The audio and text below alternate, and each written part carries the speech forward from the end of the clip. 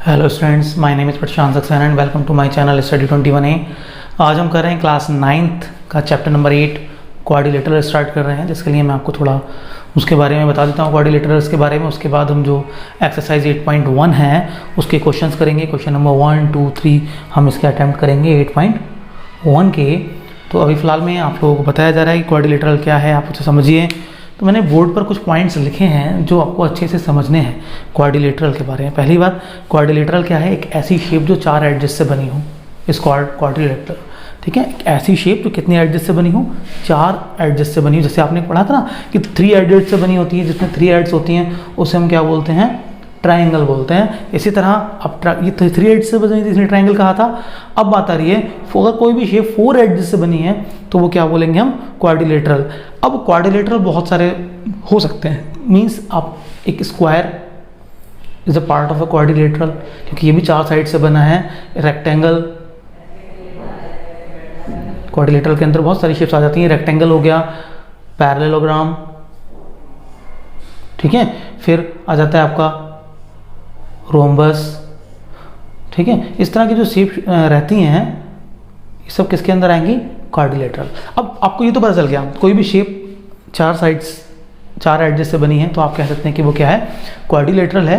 लेकिन इन क्वाड्रिलेटरल्स में भी बहुत सारे पार्ट्स हैं, स्क्वायर, रेक्टेंगल, पैरेललोग्राम, रोम्बस, या फिर आपका वो आता है ट्रापीजियम। तो उनको हमें सभी को पढ़ना है। हम बेसिक नॉलेज सभी के बारे में थोड़ी थोड़ी सी लेते चलते हैं कि उसके अकॉर्डिंग हम क्वेश्चन अटैम्प्ट करेंगे, ठीक है। तो पहली बात, जो क्वाड्रिलेटरल तो पता चल गया, जो आपको देखते ही पता चल जाएगा क्वाड्रिलेटरल क्या है। एक 4 एडजस्ट से बनी एक शेप इज कॉल्ड क्वाड्रिलेटरल। अब सम क्या होगा? सम ऑफ एंगल्स। हमेशा जितना भी क्वाड्रिलेटरल यानी 4 साइड से बनेगी उसमें 4 ही एंगल होंगे, उन चारों एंगल का सम हमेशा कितना होगा? 360। अगर आप स्क्वायर की बात करें सारे 90 होंगे, 90 90 90 90 4 बार ऐड कीजिए, कितना हो जाएगा? 360। ऐसी रेक्टेंगल की बात करें उसमें भी कितना होगा? 360। अगर हम पैरेललोग्राम की बात करें उसमें 90 नहीं होता है, लेकिन टोटल जो आएगा चारों का वो कितना आएगा? वो 360 ही आएगा। ऐसे ही इसमें भी क्या रहेगा? सबका सम कितना आएगा? 360। यानी अगर एक क्वाड्रिलेटरल है दैट मीन एक ऐसी शेप जो 4 साइड से बनी है, चाहे वो स्क्वायर, रेक्टेंगल, पैरेललोग्राम या फिर ट्रापीजियम कोई भी हो, जो उसके इंटरनल एंगल्स का सम आएगा वो कितना होगा? 360। Is that clear? क्या कि एक तो वो 4 एडजस्ट से बनी एक शेप है क्वाड्रिलेटरल और उसके सभी इंटरनल एंगल का सम कितना है? 360 है। ये 2 बातें तो क्लियर हो गई। अब बात आ रही है, आप सभी ने रेक्टेंगल और स्क्वायर पढ़ रखा है क्लास 6, 7, 8 में आपने पढ़ा है कि स्क्वायर क्या होता है? जिसकी चारों एडजेस आपस में इक्वल हो और चारों एंगल कैसे हों? 90 के हों, स्क्वायर, ठीक है। आपने रेक्टेंगल भी पढ़ा है। फिर रेक्टेंगल क्या होता है? जिसमें आमने सामने की अपोजिट साइड्स जो क्या होती हैं आपस में इक्वल होती हैं और सारे एंगल 90 के होते हैं, यानी आमने सामने यानी opposite sides are equal. Rectangle में क्या रहता है आपको पता है? इस तरह से रेक्टेंगल बनता है, इसमें अपोजिट साइड्स, ये वाली एड इस वाले एड्स के इक्वल होगी, ये वाली एड इस वाले एड्स के इक्वल होगी और सारे एंगल कितने होते हैं? इसमें भी 90 होते हैं। ये भी आप क्लास 6, 7, 8 में पढ़ चुके हैं। अब हम यहाँ पढ़ेंगे थोड़ा सा जो न्यू आने वाला है, या जो हम देख रहे हैं क्या है? पैरेललोग्राम। और पैरेललोग्राम में क्या प्रॉपर्टीज होती हैं कि अपोजिट साइड्स, यानी जो भी पैरेललोग्राम बनता है इस तरह से, इसमें भी अपोजिट साइड क्या होती है? पैरेललोग्राम में इक्वल होती हैं, बट एंगल 90। ये वाली साइड इक्वल होगी इसके, ये वाली साइड, बट एंगल देख रहे हैं ना आप, थोड़ा सा ऐसे है ये, यानी 90 नहीं है। रेक्टेंगल में पूरा 90 होता है, इसमें एंगल 90 नहीं है। तो इसका फर्स्ट कंडीशन क्या है कि opposite sides are equal. Opposite sides are equal, बिल्कुल जैसे रेक्टेंगल में होती है। Opposite angles are equal. Opposite angles भी क्या होंगे इसके? इक्वल, 90 नहीं होंगे, लेकिन ये वाला ये इसके इक्वल होगा, ये वाला इसके इक्वल होगा। डायगोनल बाइसेक्ट ईच अदर, और इसके जो डायगोनल है वो एक दूसरे को बाइसेक्ट करते हैं। बाइसेक्ट करने का मतलब 2 इक्वल पार्ट्स में डिवाइड करते हैं। अगर मैं इसे ए, बी, सी, डी और इस पॉइंट को ओ कहूँ तो ये जो ओ सी है वो होगा ओ ए के इक्वल और ओ डी इक्वल होगा ओ बी के, यानी इक्वल पार्ट्स में बाइसेक्ट करते हैं। Diagonal bisect each other. फिर 4th पॉइंट आता है diagonal divide the parallelogram into the 2 congruent triangle. यानी अगर किसी एक कोई से भी एक डायगोनल की बात करें इसके, तो वो जो पूरे पैरेललोग्राम को, मान लीजिए ये डायगोनल है तो पैरेललोग्राम को कितने एंगल में कितने ट्रायंगल में डिवाइड कर रहा है? 2 ट्रायंगल में। और कैसे 2 ट्रायंगल? जो आपस में कॉन्ग्रुएंट होंगे। जरूरी नहीं है ये वाला लिया जाए डायगोनल, अगर आप दूसरा डायगोनल ले लेते हैं ये वाला, तो ये भी इसको 2 कॉन्ग्रुएंट ट्रायंगल में डिवाइड करता है। क्या? Diagonal divides the parallelogram into 2 congruent triangle, ऐसे दो ट्राइंगल में तोड़ देता है जो आपस में कैसे होते हैं, कॉन्ग्रुएंट होते हैं। ये बात हो गई किसकी, पैरेललोग्राम की, कि अपोजिट साइड्स क्या होती हैं, इक्वल होती हैं। नेक्स्ट आता है आपको रोम्बस। नेक्स्ट शब्द आप कौन सा पढ़ रहे हैं, रोम्बस के बारे में पढ़ रहे हैं। तो इसमें कहा गया diagonal of rhombus bisect each other at right angle. अब रोम्बस एक ऐसी शेप्स है जिसकी चारों साइड्स क्या होती हैं, आपस में इक्वल होती हैं। भी आपने अभी जो पढ़ा था वो पैरेललोग्राम था, उसमें आमने सामने की साइड्स इक्वल थी, अपोजिट साइड्स इक्वल थी। इसमें चारों साइड्स इक्वल होती हैं और इसकी प्रॉपर्टी रहती है कि इसके diagonal bisect each other at right angle. एक तो बाइसेक्ट करते हैं यानी इक्वल पार्ट्स में डिवाइड करते हैं, और ऊपर से कितने का एंगल बनाते हैं, यहाँ पे ये सारे 90 का एंगल बनाते हैं। यानी डायगोनल अगर हम इस तरीके से ले लें ए बी सी डी, यानी ये ओ, तो ओ बी इक्वल होगा, sorry A B C D है ये, तो O B is equal to है ओ डी के, O A is equal to उससे, और ये जो एंगल बन रहे हैं ये वाले ये सारे कैसे होंगे, आपस में 90 डिग्री के एंगल बनने वाले हैं। ठीक है, तो ये किसकी कंडीशन थी, रोम्बस की कंडीशन थी, जिसमें मैंने इनको लिख दिया था कि सारे सिंपल भाषाओं में समझ रहे हैं, बिल्कुल हम इजी लैंग्वेज में, कि ज़्यादा कोई डिटेल में नहीं जा रहा है, हमें क्वेश्चन अटेम्प्ट करना है, आपको नॉलेज होनी चाहिए सभी की क्या है। फिर से एक बार सुन लीजिए, क्या पैरेललोग्राम है, opposite sides are equal, opposite angles are equal, diagonal bisect each other, diagonal divides the parallelogram into the two congruent triangle, यानी डायगोनल है दो कॉन्ग्रुएंट ट्रायंगल में डिवाइड कर देता है। उसके बाद न्यू शेप आती है हमारी रोम्बस, जिसमें लिखा है bisect each other at right angle.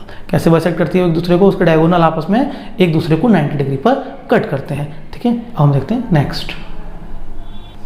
देखिए नेक्स्ट मैंने कुछ इंपॉर्टेंट पॉइंट्स लिखे हैं, और diagonal of a rectangle bisect each other and are equal. Diagonal जो है रेक्टेंगल के क्या करते हैं, बाइसेक्ट करते हैं each other. Diagonal of a rectangle bisect each other, यहाँ बाइसेक्ट छूट गया है, लिख देता हूँ मैं, bisect each other and are equal. ये जो रेक्टेंगल रहता है, रेक्टेंगल आप सभी को पता है इस तरह से जो शेप बनती है, इसमें अपोजिट साइड्स क्या होते हैं, इक्वल। इसके जो डायगोनल्स होते हैं एक दूसरे को बाइसेक्ट करते हैं इक्वल पार्ट्स में, और सबसे बड़ी बात ये लेंथ में इक्वल होते हैं। अगर इसको मैं ए बी और इसको सी डी कहूँ, आर इक्वल, तो A B is equal to होगा सी डी के। Diagonals of a rectangle bisect each other and are equal, यानी लेंथ में कैसे होते हैं, दोनों इक्वल होते हैं। नेक्स्ट करें diagonal of a square bisect each other at right angle and are equal. तो स्क्वायर मैंने अभी आपको बताया था जिसकी चारों साइड्स इक्वल होती हैं, एंगल 90 होते हैं। ठीक है, चारों साइड्स इक्वल, एंगल 90, कि इसके डायगोनल आपस में बाइसेक्ट करते हैं कहाँ पर, राइट एंगल पर। हाँ, बाइसेक्ट करते हैं राइट एंगल पर, यानी जितने भी, अगर मैं इसको ए बी सी डी कहूँ, तो जितने भी एंगल बन रहे हैं आपके, अगर इस पॉइंट को ओ कह दें, तो ये जो एंगल बन रहा है ए ओ बी, ये भी कितना होगा 90 बी ओ सी, 90 सी ओ डी, 90 डी ओ ए, 90 सारे कैसे बनेंगे 90। और डायगोनल लेंथ में क्या होते हैं, equal. A B is equal to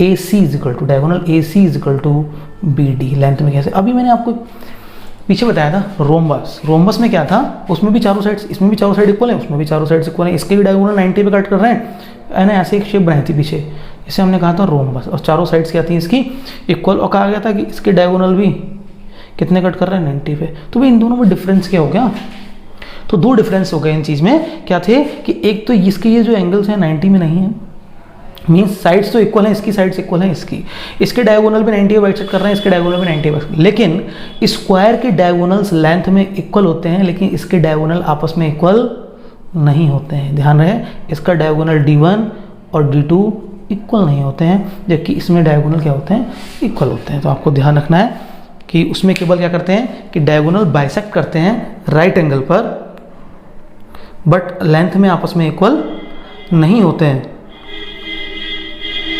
ध्यान रहेगा, दोनों में क्या डिफरेंस है, इसमें साइड्स इक्वल, इसमें भी साइड्स इक्वल। इसमें डायगोनल 90 पे कट करते हैं, इसमें भी डायगोनल 90 पे कट करते हैं, बट इसमें स्क्वायर में डायगोनल्स की लेंथ इक्वल होती है, इसमें लेंथ इक्वल नहीं होती है। यही एक मेन डिफरेंस रहेगा, आपको ध्यान रखना है। नेक्स्ट देखिए, कह रहे हैं quadrilateral formed by the joining, the quadrilateral formed by the joining the midpoint of the side of any quadrilateral is parallelogram। यानी किसी भी क्वाड्रिलेटरल की साइड्स के मिड पॉइंट को ज्वाइन करके एक नया क्वाड्रिलेटरल बनाएं तो वो हमेशा पैरेललोग्राम बनेगा।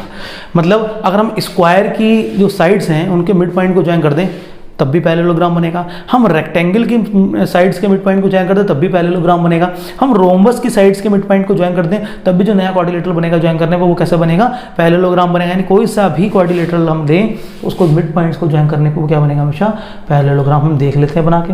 ये एक स्क्वायर लिया और ये क्या है, इनके मिड पॉइंट है। अब इनको हम ज्वाइन करके देख लेते हैं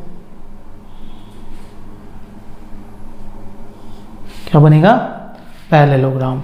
इसी तरीके से रेक्टेंगल में बनाएंगे, जो भी शेप बनेगी आपकी कैसे एक पैरेललोग्राम की फॉर्म में बनेगी। ये थोड़ा सा ठीक है, हल्का सा 90 एंगल पे नहीं होता है। The quadrilateral formed by the joining the mid point of the sides of a quadrilateral is a parallelogram. Is that clear? समझ में आ गया होगा। किसी भी हम क्वाड्रिलेटरल के साइड्स को ज्वाइन करें मिड पॉइंट्स को तो एक नया जो क्वाड्रिलेटर बनेगा वो कैसा बनेगा, एक पैरेललोग्राम होगा। आप इन पॉइंट्स को, ये इंपॉर्टेंट पॉइंट्स हैं, नोट कर लीजिए। मैं आप लोगों को कराता हूँ एक्सरसाइज 8.1 के क्वेश्चंस। बाकी जो हमने पीछे पढ़ चुके हैं वो सारा यूज़ होने वाला है। ट्रायंगल वाले रूल, एंगल वाले रूल्स सारे इसमें यूज़ होने हैं। तो नेक्स्ट क्वेश्चन हम देखेंगे क्वेश्चन नंबर 1। मैं इसे रफ कर देता हूँ और क्वेश्चन नंबर 1 आपका बोर्ड पर लिख देता हूँ।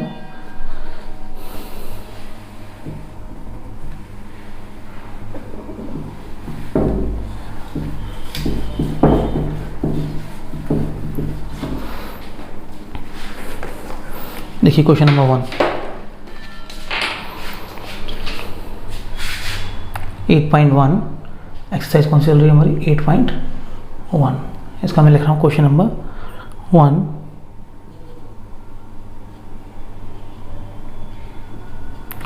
द एंगल्स ऑफ क्वाड्रिलेटरल्स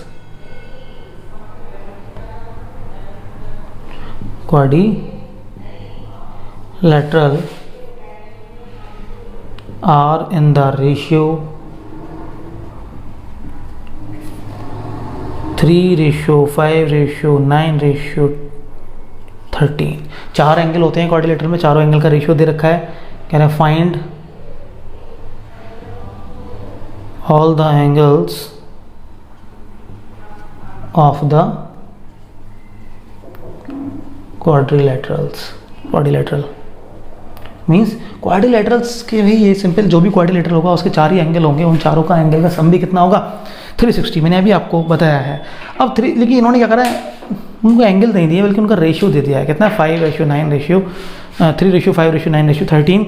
और कह रहे हैं अलग अलग इंडिविजुअल उनकी वैल्यू बताइए। तो सॉल्यूशन में हम कैसे करेंगे, जब भी रेशियो वाली बात आ जाती है तो हम साथ में कोई एक नंबर ले लेते हैं, एक्स नंबर से मतलब कोई वेरिएबल ले लेते हैं, एक्स के जो भी लेना चाहें आप। तो हम लेट द एंगल्स, रेशियो में हमेशा क्या करेंगे, लेट द एंगल्स, जो हमारे एंगल्स हो जाएंगे। जो रेशियो था ना, यानी रेशियो का मतलब होता है डिवाइड करके निकालना है। कोई कॉमन नंबर रहा होगा जिससे सब में डिवाइड किया होगा, हम लेट कर लेते हैं। वो कॉमन नंबर से डिवाइड किया था वो क्या है, एक्स है। तो एंगल्स भी हमने लेट कर लिया, कौन से हैं, 3x, 5x, 9x और 13x। ध्यान रहे ये रेशियो था, अब ये एंगल्स हो गए। ये क्या हो गए, बस हमें क्या करना है, इस x की वैल्यू फाइंड कर लेनी है, हमारे सारे आंसर आ जाएंगे। बट हम जाते हैं तो सम ऑफ एंगल्स क्या होता है क्वाड्रिलेटरल में, 360। Sum of the angle of a quadrilateral sense sum of the angles, sum of the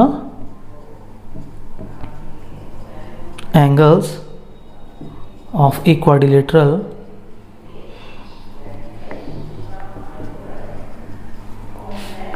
जो सम होता है, मैंने आपको बताया था कितना होता है, 360 degree.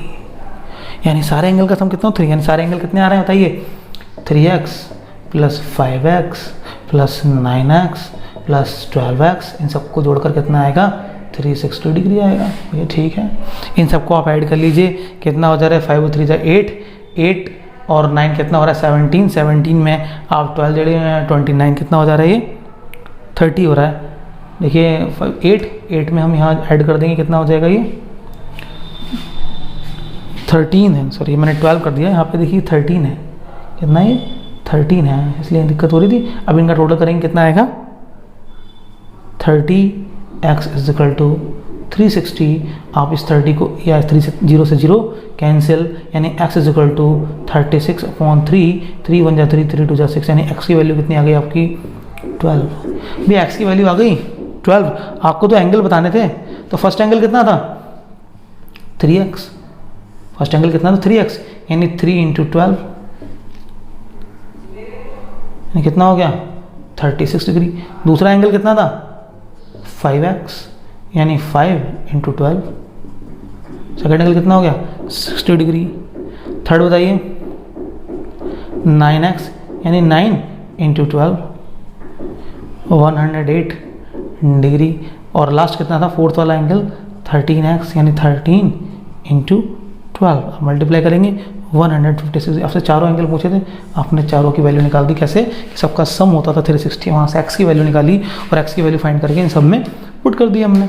Result clear. Next question number हम लिखेंगे सेकेंड। आप इसे वीडियो को पॉज करके नोट कर लीजिए। मैं आपको कराता हूँ क्वेश्चन नंबर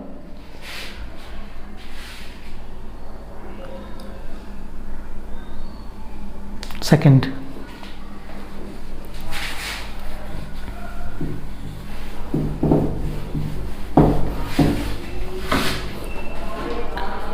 क्वेश्चन लिख रहा हूं, देखिए मैं बोर्ड पर। Question number 2, if the diagonal of ए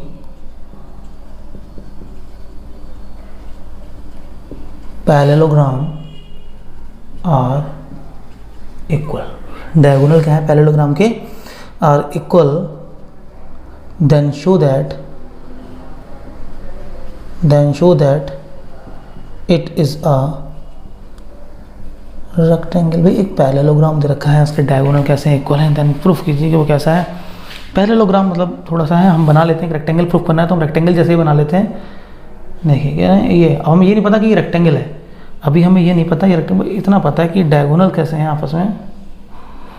अगर मैं इसको A B C और D नाम दे दूँ तो हमें क्या प्रूफ करना है कि रेक्टेंगल है। और रेक्टेंगल कब होगा? जब इसकी अपोजिट साइड्स इक्वल हों और ये वाले एंगल जो बने, ये वाले, ये सब 90 होने चाहिए, तभी तो रेक्टेंगल होगा, अदरवाइज तो पैरेललोग्राम ही रहेगा। तो इसके अकॉर्डिंग हमें जो गिवन कंडीशन है हमें वो देखनी है सॉल्यूशन में। बताइए सॉल्यूशन में गिवन कंडीशन क्या है कि a parallelogram ABCD in which, ABCD parallelogram, ये बात तो कही गई है कि गिवन कंडीशन जो है ABCD is a parallelogram in which इसमें जो AC है वो इक्वल है BD के, ये कहा गया है। और इसको प्रूफ करना है, to prove ABCD is a rectangle. तो प्रूफ हमें क्या करना है, चलो वो यहाँ लिखा ही है। टू प्रूफ क्या प्रूफ करना है हमें कि ये जो शेप है ABCD वो क्या है, रेक्टेंगल है। ये हमें लेकर आना है। तो देखिए कैसे स्टार्ट करेंगे। हम बात करते हैं in triangle ABC and triangle DCB। Triangle दिखाई दे रहा है आपको ABC और DCB, यानी एक ट्रायंगल आपका ये दिखाई दे रहा है आपको, ऐसे ही एक इसके ऊपर दिखाई दे रहा है। हम इन दो ट्रायंगल की बात कर रहे हैं। इन दोनों ही ट्रायंगल में एक चीज़ तो कॉमन है कि AB इज इक्वल टू है DC के, यानी इसकी एक साइड और इसकी AB इज इक्वल टू है किसके, DC के। क्यों? क्योंकि पैरेललोग्राम है। पहले ये तो कहते हैं ना पैरेललोग्राम, और पैरेललोग्राम में भी अपोजिट साइड्स क्या होती हैं, इक्वल। तो AB इज इक्वल टू है किसके, DC के, और AB is equal to DC, और हम बात कर रहे हैं कि BC इज इक्वल टू होगा AD। ये दोनों गिवन है।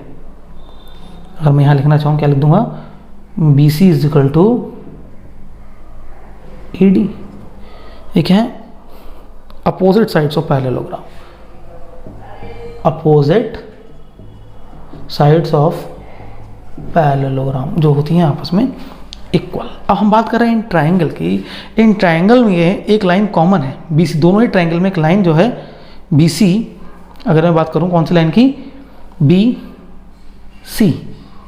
ट्रायंगल कौन सा लाइन, मैंने DCB, सॉरी मैंने कौन सा गलत बोल दिया, DCB। यानी एक ट्रायंगल तो मैंने जो ये हाईलाइट किया ठीक है, ये वाली इसकी बात चल रही है, और दूसरे की बात कर रहे हैं DCB कौन सा बनेगा बताइए, DCB, ये वाले ट्रायंगल की बात चल रही है। अब इन दोनों ट्रायंगल की अगर मैं ध्यान से देखूं, इनमें एक लाइन कॉमन है। वो लाइन कौन सी है, BC। दोनों ही ट्रायंगल में एक line BC is equal to BC, ये लाइन क्या है, कॉमन है।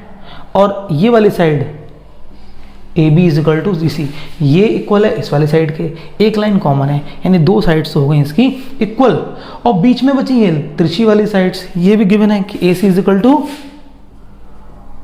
B D, A C is equal to B D, ये क्वेश्चन में गिवन है कि भैया जो डायगोनल से वो क्या है, इक्वल है। तो दोनों ट्रायंगल कैसे बन गए आपस में बताइए, तीनों साइड इक्वल हो गई तो ये बन गए कॉन्ग्रुएंट। देयरफॉर आप क्या लिख सकते हैं, triangle A B C is congruent to triangle D C B, यानी ये वाला ट्रायंगल और ये वाला ट्रायंगल दोनों कैसे हैं आपस में, कॉन्ग्रुएंट हैं। अब बात चलेगी angle A B C, angle A B C और angle B C D, B C D, ये दोनों एंगल कितने होंगे, जब ये ट्रायंगल और ये ट्रायंगल कॉन्ग्रुएंट हैं तो दोनों एंगल क्या होंगे आपस में, इक्वल होंगे। भाई angle A B C equal हो जाएगा एंगल बी सी डी के by C P C T, by C P C T, और इसमें कॉन्ग्रुएंसी का कौन सा रूल लग गया, एस एस एस रूल, तीनों साइड्स इक्वल थी इसलिए by C P C T equal हो गए। भाई ये वाला एंगल कहा कि इस वाले ट्रायंगल का ये एंगल, इस ट्रायंगल का ये एंगल, दोनों इक्वल हो गए। बट क्वेश्चन में गिवन था ये पैरेललोग्राम था, और पैरेललोग्राम के जो ये दो एंगल होते हैं, इंटीरियर एंगल होते हैं सेम साइड के, इनका सम होता है 180, कितना होता है 180। बट आपको लिखना है angle A B C plus angle B C D, इन दोनों का सम कितना होना है 180 डिग्री। क्यों होना है 180 डिग्री, ये पैरेललोग्राम था, और पैरेललोग्राम के सेम साइड के जो इंटीरियर एंगल होते हैं वो क्या होते हैं, interior angle same side of transversal line की सेम साइड के जो होते हैं क्या होते हैं आपस में, इन दोनों का सम इक्वल होता है, लीनियर पेयर बनाते हैं आपस में। ऐसा आप कह सकते हैं कि इन दोनों का सम कैसा होता है 180। ध्यान रखना है कि कभी भी एक पैरेललोग्राम बनाया जाए इस तरीके से, फिर सुन लीजिए, पैरेललोग्राम बनाया जाए, एक जो ट्रांसवर्सल साइड है ये, इसके इंटीरियर के एंगल का सम कितना होगा 180, इसी तरह इन दोनों का सम कितना होगा 180, यानी इन दोनों का सम कितना होता है 180 होता है। तो वही हमने लिख दिया कितना होता है भाई 180, इस वाले एंगल इस वाले, हमें ये नहीं पता 90 है या नहीं है, हमें सिर्फ इतना पता है, ऐसे ऐसे बनाओ, इन दोनों इक्वल हैं और इनका सम कितना होगा 180। अब दोनों इक्वल हैं, इक्वल का मतलब क्या है, अगर ये x है तो ये भी क्या होगा x होगा, यानी अगर ये x है तो ये भी क्या होगा x होगा, मीन्स अगर ये x है तो ये भी कितना होगा पूरा x होगा। तो ये कितना हो गया 180 डिग्री, यानी 2x is equal to 180 degree, यानी x इज इक्वल टू कितना हो गया 90 डिग्री। एंगल कितना हो गया 90 डिग्री। इसका मतलब जो बना, ये जो एंगल बन रहा है ये कितना है 90 डिग्री, यानी आप कह सकते हो जो एंगल बन रहे हैं आपकी ए बी सी और जो इक्वल है एंगल बी सी डी के, ये दोनों एंगल कितने हैं 90। और जो एंगल 90 है इसका मतलब वो पैरेललोग्राम है ही नहीं, क्योंकि पैरेललोग्राम में हल्का सा तिरछा होता है।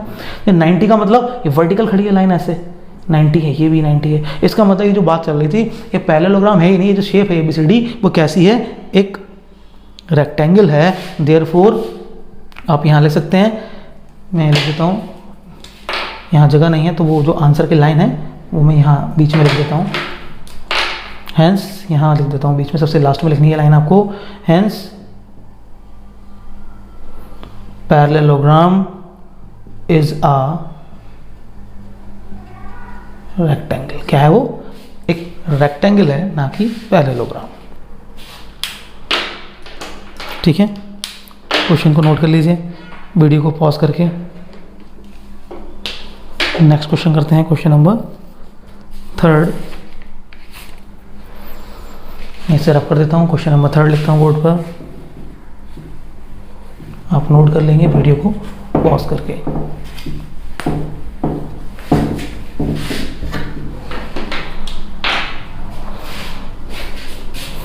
क्वेश्चन नंबर 3 लिख रहा हूँ मैं यहाँ।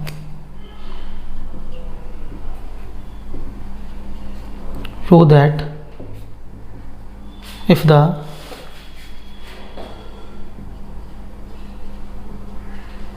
diagonals of A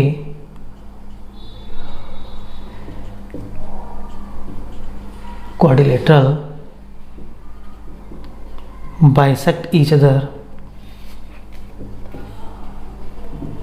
at right angle, कहाँ बाइसेक्ट कर रहे हैं वो एक दूसरे को, राइट एंगल है 90 डिग्री पर, right angles, then it is a rhombus. क्या प्रूव करना है, then it is a rhombus. Rhombus की कंडीशन क्या बताई थी मैंने आपको, चारों साइड्स इक्वल होती हैं, बहुत अच्छी बात। डायगोनल्स 90 डिग्री पे कट करते हैं, ये भी पता है आपको, बट डायगोनल्स की लेंथ आपस में इक्वल नहीं होती है और चारों एंगल 90 नहीं होते हैं, जबकि स्क्वायर में 90 होते हैं। तो वही कंडीशन हमें माइंड में रखते हुए एक डायग्राम बनाना है रोम्बस का। रोम्बस का डायग्राम कैसे बनेगा, चारों साइड्स इक्वल होती हैं, बहुत ही अच्छी बात, चारों साइड्स हम इक्वल ही बनाएंगे, बट एंगल 90 नहीं होते और डायगोनल 90 पे कट करते हैं बट लेंथ में इक्वल नहीं होते। अब हमें प्रूव करना है कि जो ये क्वाड्रिलेटरल की बात कर रहे हैं क्वेश्चन में वो कैसा है,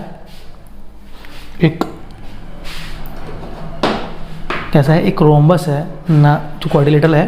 कह रहे हैं show that the diagonal of the quadrilateral, एक क्वाड्रिलेटरल है जिसके डायगोनल कहाँ कट कर रहे हैं, आपस में 90 पर कट कर रहे हैं, बाइसेक्ट कर रहे हैं, एंड इट्स अ रोम्बस। वो कैसा होगा, रोम्बस होगा, उसके अकॉर्डिंग हम चलेंगे। 90 पे कट कर रहे हैं मतलब ये वाला एंगल सारे 90 बन रहे हैं, ये चारों एंगल, ये वाला एंगल, ये वाला एंगल, ये चारों कैसे बन रहे हैं, 90 बन रहे हैं। अब हम बात करते हैं सॉल्यूशन में, in triangle AOD and triangle AOB, AOD यानी एक तो ये ट्रायंगल, दूसरा कह रहे हैं AOB, एक ये इसका बिल्कुल एडजेसेंट वाला लगा हुआ, एडजेसेंट का मतलब बिल्कुल मिला हुआ ट्रायंगल है इसकी, एक ये और एक ये, इन दोनों में एक साइड कॉमन है, ठीक है। पहली बात हमें इसको रोम्बस प्रूफ करना है, इसका मतलब चारों साइड्स इक्वल प्रूफ करनी होंगी। इन दोनों में हम ये और ये प्रूफ इक्वल प्रूफ, जैसे ये दोनों अगर कॉन्ग्रुएंट हो जाएं, अगर ये दोनों कॉन्ग्रुएंट हो जाएं तो भाई ये दो साइड्स भी इक्वल हो जाएंगी, ये दोनों कॉन्ग्रुएंट हो जाएं तो ये दो साइड्स इक्वल हो जाएंगे, ये दोनों कॉन्ग्रुएंट, सारी साइड्स आपस में क्या हो जाएंगी। अगर हम इन दो ट्रायंगल की बात करें, दोनों ट्रायंगल में देखें आप OA कॉमन है, OA दोनों में ही क्या है, एक कॉमन लाइन है, दोनों में ही क्या है, एक कॉमन लाइन है। और आपको बताया गया था कि ये कहाँ कट करते हैं, 90 पे, यानी ये भी 90 है और ये भी 90, और OD इज इक्वल टू है OB। ध्यान से देखो, OD is equal to OB, क्योंकि कहा गया था बाइसेक्ट करते हैं, दोनों डायगोनल बाइसेक्ट करते हैं, यानी आधा हिस्सा इधर आधा हिस्सा इधर, दैट मीन्स एक गिवन कंडीशन है। क्वेश्चन में कहा गया था डायगोनल बाइसेक्ट। देखिए दोनों ही ट्रायंगल में जो हमारी साइड OA है वो कैसी है, दोनों ट्रायंगल में एक कॉमन साइड है, OA इसमें भी कॉमन है, OA इसमें भी कॉमन है, और एक गिवन था कि दोनों ट्रायंगल बाइसेक्ट करते हैं। बाइसेक्ट करने का मतलब OB इज इक्वल टू है OD के, यानी हम लिख सकते हैं OB इज इक्वल टू किसके है, OD के इक्वल है। ये क्यों इक्वल है, एक गिवन कंडीशन है कि दोनों बाइसेक्ट करते हैं, आपस में बाइसेक्ट करते हैं, यानी दोनों इक्वल होंगे। अब दो साइड्स इक्वल हो गई। उसके बाद ये वाला एंगल 90 है, ये भी 90, कहा गया था ना बाइसेक्ट 90 एंगल पर करते हैं, यानी एंगल AOD इक्वल होगा एंगल AOB, दोनों क्या होंगे आपस में 90 डिग्री के इक्वल होंगे। अब आप ध्यान से देखिए, ये वाली साइड इक्वल इस वाली साइड की, एक साइड कॉमन एक एंगल, यानी side angle side, side angle side, दोनों ट्रायंगल कैसे रहेंगे आपस में congruent. Therefore triangle AOD is congruent to triangle AOB, दोनों ट्रायंगल कैसे हैं आपस में कॉन्ग्रुएंट हैं। और कौन सा रूल लग गया इसमें, side angle side rule of congruency से दोनों कैसे हो गए। अब जब दोनों ट्रायंगल कॉन्ग्रुएंट हैं तो इसकी ये वाली साइड और ये वाली साइड भी क्या होंगी आपस में इक्वल होंगी बाय CPCT। देयरफॉर आप क्या लिख सकते हैं, therefore AB is equal to AD, AB is equal to AD by CPCT। ये हमने दो ट्रायंगल करके दिखाया आपको। अब सिमिलरली जब आप सब में करेंगे, इन दो की बात कर लें, इन दो की, इन दो ये दो भी कैसे आएंगे congruent. Similarly we can prove, हम प्रूव कर सकते हैं जो ट्रायंगल बन रहे हैं आपके AOB is congruent to triangle BOC, बिल्कुल सेम, एक साइड कॉमन आएगी, ये दोनों बाइसेक्ट कर रहे थे, दोनों इक्वल होंगे, एक एंगल 90 का होगा, इस हिसाब से कॉन्ग्रुएंट इक्वल होंगे। और जो रिजल्ट निकलेगा बाय CPCT, देयरफॉर कि AB इज इक्वल टू हो जाएगा BC के, ये हो जाएगा बाय CPCT बाय CPCT। अब ध्यान से देखें, ये दोनों इक्वल, ये दोनों इक्वल, यानी अब हम इन दोनों की बात करें तो ये सारी भी इक्वल हो जाएंगे आपस में।